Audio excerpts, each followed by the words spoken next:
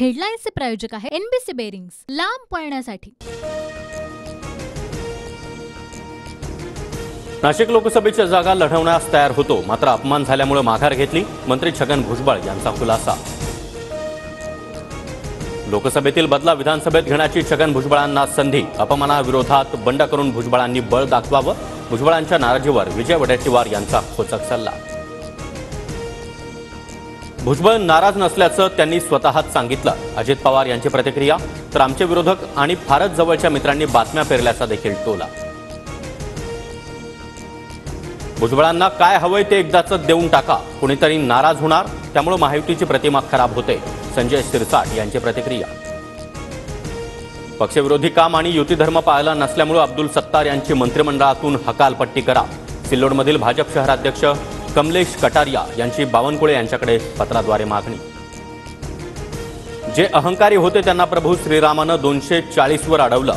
संघाचे ज्येष्ठ नेते इंद्रेश कुमार यांची भाजप नेत्यांवर सडकून टीका। काँग्रेस प्रणित इंडिया आघाडीला देखील इंद्रेश कुमार यांचा टोला।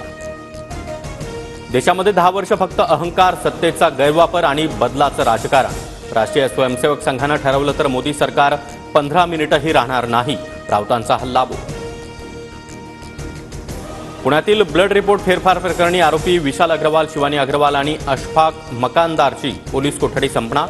आजच्या सुनावणीमध्ये पोलिसांच्या दाव्याकडे लक्ष। आता थेट वाणिज्य मंत्रालय ठरवणार कांद्याचे दर। नाफेड आणि एनसीसीएफ मार्फत अधिकार गोठवले। लोकसभा निवडणुकीमध्ये पराभूत झाल्यानंतर केंद्र सरकारचा मोठा निर्णय। विदर्भामध्ये पुढील 5 दिवस पाऊस। आयएमडीचा महाराष्ट्रातील 16 जिल्ह्यांमध्ये येलो अलर्ट, तर मुंबईसह उपनगरांमधील अनेक भागात जोरदार पावसाची हजेरी। कुवेतहून 45 भारतीयांचं पार्थिव घेऊन हवाई दलाचं विमान मायदेशी। मृतांचं पार्थिव दिल्लीमध्ये आणलं जाणार। हेडलाईन्सचे प्रायोजक आहे एनबीसी बेरिंग्स, लांब पळण्यासाठी।